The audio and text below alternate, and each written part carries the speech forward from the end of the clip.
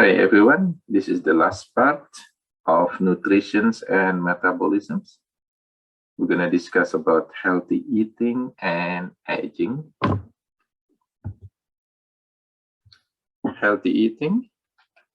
An adequate diet provides sufficient energy in the form of calories, essential fatty acids, essential amino acids, vitamins, and minerals to support optimal growth and maintain and repair body tissue. So remember, these essentials, fatty acids, amino acids, vitamins, they have to be taken from outside, from the diet. The rest can be made inside our body. Like vitamin D, for example, it is also made by our kidney. Okay, most of the amino acids, so 12 type of amino acids, can be made also by our body, especially in the liver, but 8 of them has to be provided from our diet. So this is what we call the essential, okay, the nutrient that has to be provided from our diet.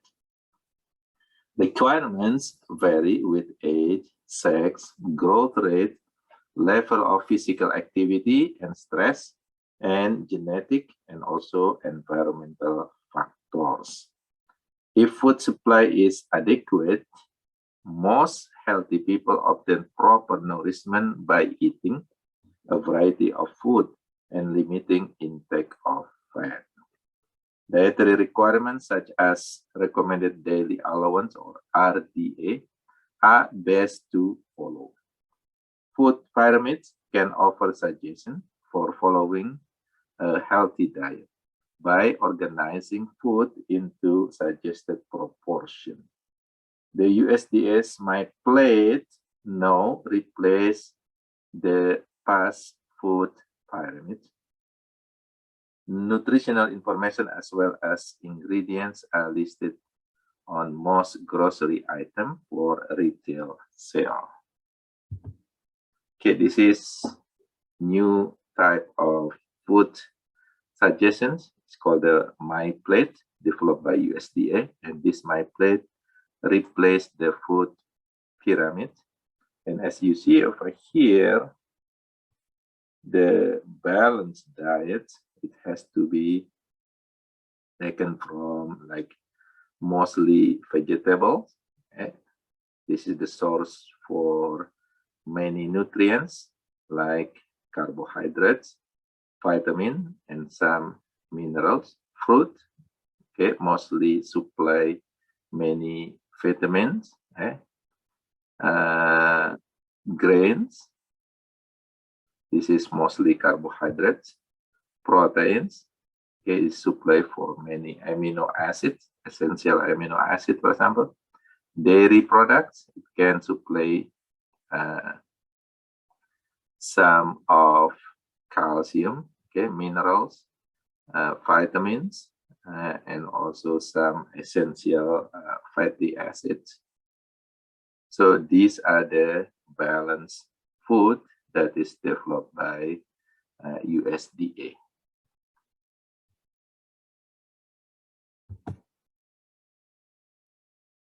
There is a type of people that eat veggie. It's called the vegetarian diet. There are several types of vegetarian diets actually.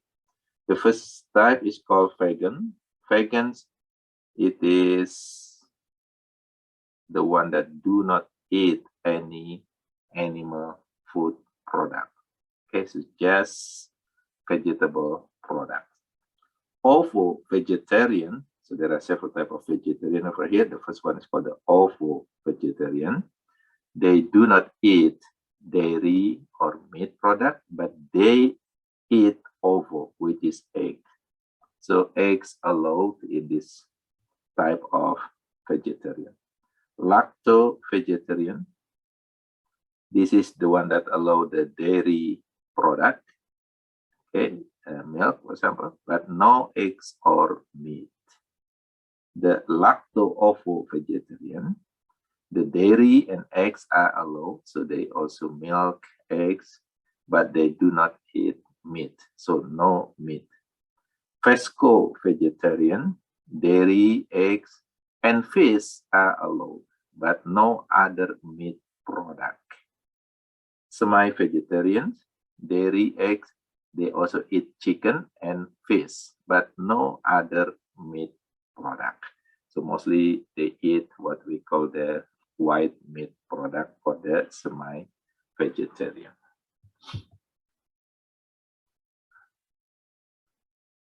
Clinical applications for nutrition and athlete. Athlete and sedentary people have different nutritional requirements. So athlete is the one that is most active. So they have to take a lot of nutrients, while the sedentary people is a group of people that do not active. So these people that, is not very active on their life. So between these two type of people, athletes and sedentary people, they have different nutritional requirements. Frequent strenuous activity can be supported by a diet consisting of 60% carbohydrate, 18% protein, and 22% fat. So this is for most athletes.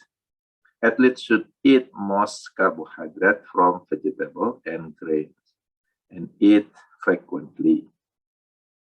Athletes should eat 25% more protein than sedentary people.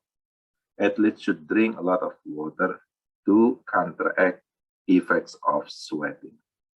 If following a balanced diet, athletes should not need vitamin or mineral supplements. The creatine supplement, sometimes used by some athletes, do not seem to improve athletic performance, except maybe during peak exertion, when natural creatine phosphate may become depleted. Seem to make muscle cell enlarge. So this is maybe the side effects of creatine supplement, but this is due to osmosis of water into the muscle. So the muscle is become bigger, not because of the proteins, but because of water, not increase in size of the muscle cell. Malnutrition. It is a poor nutrition that results from a lack of essential nutrients or inability to use them. Undernutrition, so malnutrition can be divided into undernutrition, which is type of malnutrition resulting from deficiency of essential nutrients.